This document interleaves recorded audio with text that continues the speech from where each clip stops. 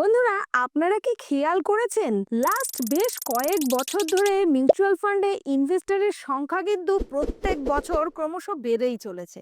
এখন প্রশ্ন হচ্ছে কেন? ব্যাংক, পোস্ট অফিস, এখানে তো প্রচুর মানুষ ইনভেস্ট করে থাকে, ফিক্সড ডিপোজিট, রেকারিং কিংবা আরো আরো যে সমস্ত স্কিম রয়েছে সেখানে ইনভেস্ট করে থাকে। কিন্তু এখন একটা বড় সংখ্যক ইনভেস্টর দেখা যাচ্ছে ব্যাংক, পোস্ট অফিসে ইনভেস্ট না করে মিউচুয়াল ফান্ডে ইনভেস্টমেন্ট করতে বেশি আগ্রহী হচ্ছেন। কারণটা হলো ব্যাংকে যে হারে ইন্টারেস্ট দিচ্ছে তাতে কিন্তু আর যাই হোক ইনফ্লেশনকে বিট দিয়ে তারপর ওয়েলথ ক্রিয়েট করা প্রায় অসম্ভব হয়ে দাঁড়াচ্ছে। কারণ বর্তমানে আপনি যে টাকাটা ব্যাংকে ইনভেস্ট করছেন সেই টাকাটা হয়তো 10 বছর 15 বছর বাদে যে ইন্টারেস্ট সমেত আপনাকে রিটার্নটা দেবে সেটা কিন্তু আপনার ইনফ্লেশনকে বিট দিতেই পারবে না, উপরন্তু ওয়েলথ ক্রিয়েট করা তো অসম্ভব হয়ে যাবে। তাই সেই কারণে বহু ইনভেস্টররা মিউচুয়াল ফান্ডে বিনিয়োগ করছেন। কিন্তু মিউচুয়াল ফান্ডে বিনিয়োগ করতে গেলে প্রত্যেকেরই একটা উদ্দেশ্য নিয়ে বিনিয়োগ করা উচিত। যেমন ধরুন, সন্তানের উচ্চশিক্ষার জন্য কিংবা রিটায়ারমেন্ট প্ল্যান করার জন্য, আবার হতে পারে সন্তান যখন ছোট থাকে সেই সময় অল্প পরিমাণ অর্থ ইনভেস্ট করে রাখলে হয়তো সময়ের সাথে সাথে যখন তারা বিবাহযোগ্য হবে সেই সময় হয়তো একটা মোটা টাকা তারা কিন্তু সেখান থেকে পাবে। এক্ষেত্রে দেখা যাচ্ছে প্রত্যেকটা পিতামাতারই কিন্তু চিন্তা অনেকটা কমে যাচ্ছে। কিন্তু এই সমস্ত উদ্দেশ্য পূরণের জন্য যখন মিউচুয়াল ফান্ডে বিনিয়োগ করছেন তখন কিন্তু অনেকেই সঠিক ফান্ড নির্বাচন করতে কিন্তু ব্যর্থ হচ্ছেন। ভারতবর্ষে বর্তমানে 100-রও বেশি এএনসি অর্থাৎ অ্যাসেট ম্যানেজমেন্ট কোম্পানি, এই প্রত্যেকটা অ্যাসেট ম্যানেজমেন্ট কোম্পানির কিন্তু আবার অনেকগুলো করে স্কিম রয়েছে। তাহলে প্রায় ধরুন 2500 থেকে 3000-এরও বেশি স্কিম কিন্তু এখন বর্তমানে রয়েছে। এই এত স্কিমের মধ্যে কোন স্কিমটা আপনার লক্ষ্য পূরণের জন্য একদম পারফেক্ট সেটা যদি আপনি সঠিকভাবে বাছাই না করতে পারেন তাহলে কিন্তু হয়তো আপনার স্বপ্নটা পুরোপুরি সত্যি হবে না। কারণ ব্যাংক থেকে আপনি অতিরিক্ত রিটার্ন তো জেনারেট করতে পারবেন, কিন্তু হয়তো ফান্ড এতে রাখলে যে রিটার্নটা আপনি পাচ্ছেন ফান্ড বিতে বা সিতে রাখলে হয়তো তার থেকে অনেক বেশি রিটার্ন আপনি জেনারেট করতে পারতেন। তাহলে এই ইনভেস্টমেন্ট করার সময় সঠিক ফান্ড কিভাবে নির্বাচন করবেন, কিভাবে বুঝতে পারবেন যে আপনি যে ফান্ডে ইনভেস্টমেন্ট করছেন সেটা লং টার্মে গিয়ে আপনাকে খুব সুন্দর একটা রিটার্ন দেবে, ওয়েলথ ক্রিয়েটে সাহায্য করবে এবং আপনি যে উদ্দেশ্য নিয়ে ইনভেস্টমেন্ট করছেন সেই উদ্দেশ্যটা ফুলফিল করবে। তো বন্ধুরা, আজকে আমরা এই ভিডিওতে আলোচনা করব যে একটা মিউচুয়াল ফান্ড যখন আমরা চুজ করব, যেখানে ইনভেস্টমেন্ট করব, সেই ফান্ডটা চুজ করার সময় আমাদের কোন কোন বিষয়গুলো মাথায় রাখা উচিত, সেগুলো দেখে জেনে বুঝে তারপরে যদি আমরা ইনভেস্টমেন্ট করি হতে পারে হয়তো যে রিটার্নটা আপনার জেনারেট করা উচিত ছিল তার থেকেও হয়তো আরো একটু বেশি রিটার্ন আপনি জেনারেট করতে পারবেন। নমস্কার, আমি Sabarika Debroy, director of PhD Capital, and PhD Capital is a SEBI registered, APMI registered and AMFI registered entity. So বন্ধুরা, আজকে আমাদের জীবনে কিন্তু ইনভেস্টমেন্টের গুরুত্ব অপরিসীম। আজ থেকে 15-20 বছর আগে 10 গ্রাম সোনার যে মূল্য ছিল সেই মূল্যটা আপনি যদি সোনা না কিনে ব্যাংকে ফিক্সড ডিপোজিট করে রাখতেন এবং সেই টাকাটা আজকের দিনে দাঁড়িয়ে আপনি যদি ম্যাচুরিটি নিতেন তাহলে দেখা যেত সেই অর্থটা সুদে আসলে মিলিয়ে 10 গ্রাম সোনা তো দূরে থাক, সেই অর্থ দিয়ে হয়তো আপনি 5 গ্রাম সোনাও পেতেন না। তাহলে অর্থটা তো আপনি হয়তো নষ্ট করেননি, ইনভেস্টই করেছেন, কিন্তু সেই অর্থটা কি আপনাকে আজকের দিনে যে বাজার মূল্য রয়েছে সেই মূল্য অনুযায়ী রিটার্নটা দিচ্ছে? উত্তর হবে একদম না। আর আজকের দিনেও যদি আপনারা ইনভেস্টমেন্ট সঠিক জায়গায় না করে সেই ব্যাংকে বা পোস্ট অফিসে ফিক্সড ডিপোজিট বা রেকারিং করে থাকেন তাহলে আজ থেকে 20 বছর বাদে গিয়েও কিন্তু জিনিসের যে হারে দাম বাড়বে সেই হারে আপনার যে ইনভেস্টমেন্ট অ্যামাউন্টটা সেটা কিন্তু গ্রো হবে না। অর্থাৎ আপনি যে উদ্দেশ্যে ইনভেস্টমেন্ট করছেন, আপনার ফিউচারকে সিকিউর করার জন্য রিটায়ারমেন্ট প্ল্যান করছেন যাতে আপনার বৃদ্ধ বয়সটা খুব সুন্দর কাটে, হয়তো সেই সময় জিনিসের যেভাবে দাম বাড়বে সেই হিসাবে রিটার্নটা কিন্তু আপনাকে তৈরি করে দিতে পারবে না। তাই আমাদের প্রত্যেকের উচিত মিউচুয়াল ফান্ডে ইনভেস্টমেন্ট করা। হ্যাঁ, আপনি চাইলে এমার্জেন্সি ফান্ড হিসাবে কিছু পার্সেন্টেজ ব্যাংক ব্যাংকে এফডি বা রেকারিং হিসাবে করতে পারেন, কিন্তু যে অ্যামাউন্টটা আপনি মনে করছেন 10 বছর 15 বছর আপনি হাত দেবেন না, ওটা আপনার ফিউচারের জন্য, তাহলে সেটা কিন্তু ব্যাংকে পোস্ট অফিসে ইনভেস্ট করার অর্থ বোকামো করা। আপনি মার্কেটে ইনভেস্ট করুন, তাহলে দেখা যাবে মার্কেটে যতই রিস্ক থাকুক না কেন, আপনি যদি 10 বছর 15 বছর ধরে ইনভেস্টমেন্ট করে থাকেন, তাহলে আপনার সেই ইনভেস্টমেন্ট অ্যামাউন্টটা কিন্তু ব্যাংক পোস্ট অফিসের তুলনায় অনেক গুণ বেশি করে কিন্তু রিটার্ন দেবে। তাহলে আর কথা না বাড়িয়ে আমরা আজকে 6টা পয়েন্ট নিয়ে আলোচনা করব। ইনভেস্টমেন্ট করার আগে, মিউচুয়াল ফান্ড স্কিম বাছাই করার আগে এই 6টা পয়েন্ট যদি আপনি মাথায় রাখেন, তাহলে আপনি সঠিক স্কিম বাছাই করতে পারবেন এবং প্রো লেভেলের যে ফিনান্সিয়াল এক্সপার্টরা যেভাবে বাছাই করছে সেরকম কিন্তু আপনিও শিখে যাবেন। তবে 6টা পয়েন্টে যাওয়ার আগে আপনাদেরকে বলি, ভিডিওটা যদি আপনাদের ভালো লাগে তাহলে একটা লাইক কমেন্ট করে আমাদেরকে কিন্তু মোটিভেট করতে ভুলবেন না। আর অবশ্যই ফিনান্সিয়াল রিলেটেড এই ধরনের ভিডিও পেতে আমাদের পিএইচডি ক্যাপিটাল ইউটিউব চ্যানেলটিকে সাবস্ক্রাইব করতেও কিন্তু ভুলবেন না। আর আপনাদের কাছে যদি মনে হয় যে মিউচুয়াল ফান্ডের স্কিম বাছাইয়ের যে প্রসেস সেটা কঠিন মনে হচ্ছে, জটিল মনে হচ্ছে, তাহলে কিন্তু আপনারা এই পার্টটা অ্যাভয়েড করে পিএইচডি ক্যাপিটালের অ্যাপটি প্লে স্টোর থেকে ডাউনলোড করতে পারেন। আর যারা অ্যাপেল ইউজ করছেন তারা অ্যাপ স্টোর থেকে পিএইচডি ক্যাপিটালের অ্যাপটি ডাউনলোড করে কেওয়াইসি প্রসেস কমপ্লিট করে আমাদের সাথে কিন্তু আপনার এসআইপির জার্নিটা চালু করতে পারেন। আপনাকে সঠিক পথ কিন্তু পিএইচডি ক্যাপিটাল দেখাবে। সদা সর্বদা পিএইচডি ক্যাপিটালের টিম কিন্তু আপনাদেরকে সহযোগিতা করার জন্য এগিয়ে আছে। তো এবার আমরা দেখে নেব প্রথম পয়েন্ট। প্রথম পয়েন্ট হলো ভালো রিটার্ন দেখলেই 25 दिन में करोड़पति। 25 दिन में पैसा डबल। पैसा ला लाया ना भाई।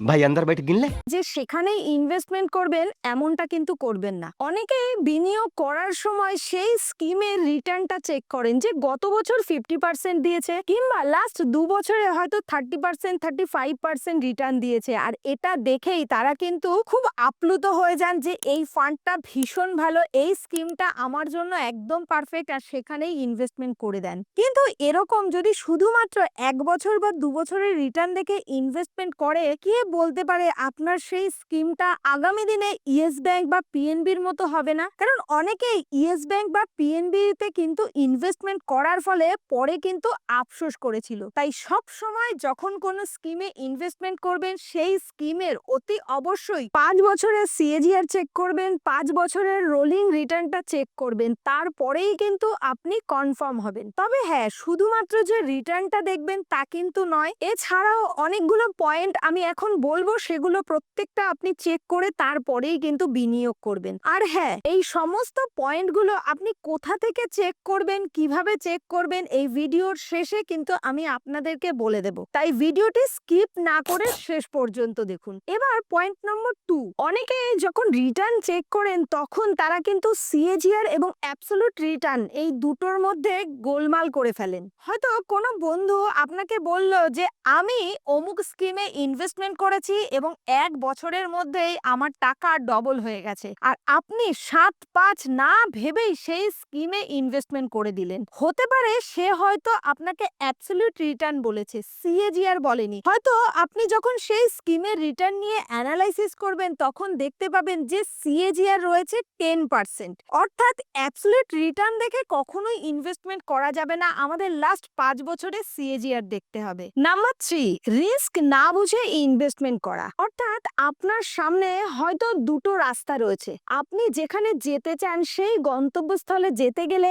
একটা রাস্তা একদম সহজ সরল মসৃণ কিন্তু একটু সময় লাগবে, আরেকটা রাস্তা পাথরে ভরা, রাস্তাটা খারাপ কিন্তু সেই রাস্তা দিয়ে রিস্ক নিয়ে আপনি যদি একবার যেতে পারেন তাহলে হতে পারে সহজ সরল রাস্তায় যেতে আপনার যত সময় লাগছে তার থেকে অনেক আগে আপনি হয়তো এই আঁকাবাঁকা পাথুরে রাস্তা দিয়ে পৌঁছে যাবেন। তো এবার আপনি নিজেকে প্রশ্ন করুন, আপনি কতটা রিস্ক নিতে পারবেন? আপনি কি সহজ সরল রাস্তায় একটু সময় বেশি দেবেন, নাকি এবড়ো খেবড়ো গোলমেলে রাস্তায় কম সময়ে পৌঁছে যাওয়ার চেষ্টা করবেন? আপনি যখন এই প্রশ্নটা নিজেকে করবেন উত্তরটা কিন্তু নিজের কাছে ক্লিয়ার হয়ে যাবে। অর্থাৎ আপনি কি আপনার লাইফকে সিকিউর করে রেখেছেন? Health insurance, term insurance, emergency fund আলাদা করে রেখেছেন? এই অর্থটা কি আপনার এক্সট্রা? আর অতি অবশ্যই সেই এক্সট্রা প্রত্যেকটা অ্যামাউন্টটাকেও কিন্তু সঠিকভাবে আলাদা আলাদা স্কিমে ইনভেস্টমেন্ট করতে হবে। কারণ আপনি যখন কোনো রকম সহযোগিতা ছাড়াই নিজে নিজে ইনভেস্টমেন্ট করবেন, কোনো রকম বিচার বিশ্লেষণ না করে, হতে পারে সমস্ত ক্যাপিটালটাই আপনি একটা স্কিমে ইনভেস্টমেন্ট করে দিলেন, কিন্তু দেখা যাচ্ছে সেই স্কিমটা ভালো পারফর্ম করলো না। তো সেক্ষেত্রে আপনি কি সেই রিস্কটাকে সামলাতে পারবেন? কারণ মিউচুয়াল ফান্ডে ইনভেস্টমেন্ট করা মানেই কিন্তু মার্কেট রিস্ক আপনাকে নিতেই হবে। কারণ মিউচুয়াল ফান্ডে ইনভেস্টমেন্ট করা মানে ইনডাইরেক্টলি কিন্তু স্টক মার্কেটের বিভিন্ন স্টকে ইনভেস্টমেন্ট করা হচ্ছে। তো এক্ষেত্রে দেখা যাবে মার্কেট যেমন পারফর্ম করছে তেমনই কিন্তু আপনার রিটার্নটা আসবে। তাই সব সময় আপনি কতটা রিস্ক নিতে পারছেন সেটা ভেবে চিন্তে তারপরেই বিনিয়োগ করবেন। আর আমার অনুরোধ থাকবে আপনারা কখনো একটা স্কিমে সম্পূর্ণ ক্যাপিটালটা কিন্তু ইনভেস্টমেন্ট করবেন না। কারণ আলটিমেটলি দিনের শেষে আমরা কিন্তু প্রত্যেকেই আমাদের ইনভেস্টমেন্টটাকে নিরাপদ রাখতে চাই। তাই অতিরিক্ত রিটার্নের লোভে কখনোই কিন্তু ভুল পদক্ষেপ নেবেন না। নাম্বার 4, শুধুমাত্র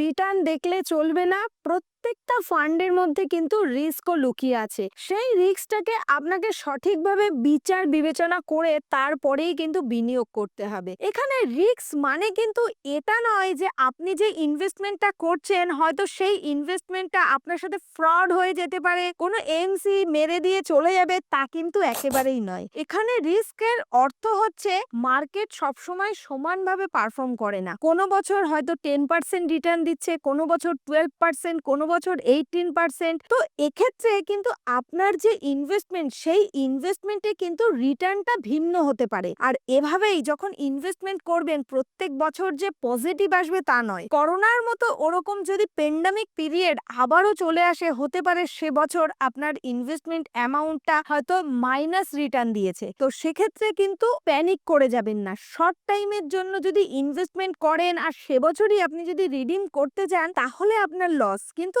আপনার পরিকল্পনা যদি থাকে 10 বছর, 15 বছর, 20 বছর, তাহলে কিন্তু দেখা যাবে ওভারঅল মার্কেট যেভাবে পারফর্ম করে এসছে লাস্ট 20 বছর 25 বছরে, তাতে কিন্তু দেখা যাবে আগামী 10 বছর 15 বছর যদি আপনি মার্কেটে টিকে থাকতে পারেন তাহলে আপনার সেই যে রিস্কটা সেই রিস্কটা কিন্তু একদম অ্যাভারেজ হয়ে যাবে। অর্থাৎ লস আপনার তখনই যখন মার্কেট নেগেটিভে থাকবে অথচ আপনি আপনার ইনভেস্টমেন্ট অ্যামাউন্টটাকে রিডিম করবেন। একটা কথা সবসময় আপনারা চিন্তা ভাবনা করে দেখবেন। আমি একটু গোল্ডের উদাহরণ দিয়ে বোঝাতে চাই, কারণ আমাদের প্রত্যেকের কাছেই কিন্তু কম বেশি গোল্ড কিন্তু ঘরে থাকেই। যখন মার্কেটে একটা সবার মুখে কথা শুনি যে সোনার দাম কমেছে, সোনার দাম কমেছে, আবার এমনও হয় সোনার দাম বেড়েছে, সোনার দাম বেড়েছে, তো সেই সময় আপনি কি ডিসিশন নেবেন? যখন সোনা কমে যাবে তখন আপনি আপনার ঘরের সোনাটা বিক্রি করে দেবেন, নাকি সোনার দাম কমে গেলে নতুন করে আপনি সোনা কিনবেন? আবার অন্যদিকে যখন সোনার দাম বেড়ে যাবে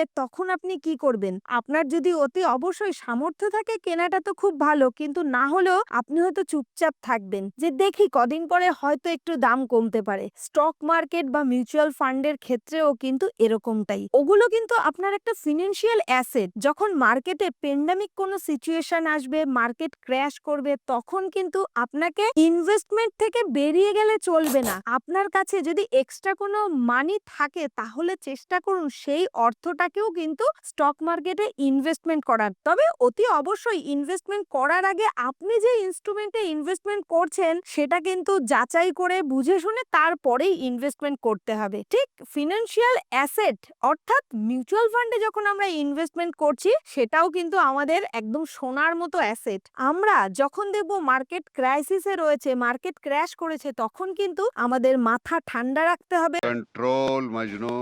এবং পারলে আরো নতুন করে ইউনিট অ্যাকোয়ার করতে হবে। নাম্বার 5, অনেকেই AUM অর্থাৎ অ্যাসেট আন্ডার ম্যানেজমেন্ট দেখে কিন্তু ইনভেস্টমেন্টের ডিসিশন নেয়। দেখুন, বেশি AUM থাকাটা খুব ভালো, কারণ যখন বেশি AUM হচ্ছে কোনো স্কিমে তার মানে অতিরিক্ত পরিমাণে সাধারণ যে ইনভেস্টর তারা সেই স্কিমটাকে বিশ্বাস করছে, সেদিকে কিন্তু পা বাড়াচ্ছে। তবে শুধুমাত্র যে AUM বেশি দেখেই আমরা ইনভেস্টমেন্টের ডিসিশন রিটার্নটা নেব তা কিন্তু নয়। AUM এর সাথে সাথে আরো যে প্যারামিটার গুলো আমি বললাম সেগুলো কিন্তু চেক করবেন। আর রিস্ক যখন চেক করবেন তখন কিন্তু অতি অবশ্যই একটা ফান্ডের বা স্কিমের বেটা, স্ট্যান্ডার্ড ডেভিয়েশন এবং শার্পের রেশিও, শর্টিনো রেশিও, ট্রেনিও রেশিও এগুলোও কিন্তু চেক করতে হবে। আর আপনি যদি বেটা কি, শার্পের রেশিও কি, শর্টিনো রেশিও কি এগুলো না জেনে থাকেন তাহলে আমাদের এই চ্যানেলে চলে যাবেন, সেখানে কিন্তু এই রিলেটেড ভিডিও আমি ইতিমধ্যেই আগে দিয়ে রেখেছি, সেগুলো কাইন্ডলি একবার দেখে নেবেন, তাহলে আশা করি আপনার এই কনসেপ্টগুলো একদম ক্লিয়ার হয়ে যাবে। আর আপনি যদি এত সমস্ত রিসার্চ না করতে পারেন তাহলে পিএইচডি ক্যাপিটালের অ্যাপটি ডাউনলোড করে সেই অ্যাপের মাধ্যমে কেওয়াইসি প্রসেস কমপ্লিট করে কিন্তু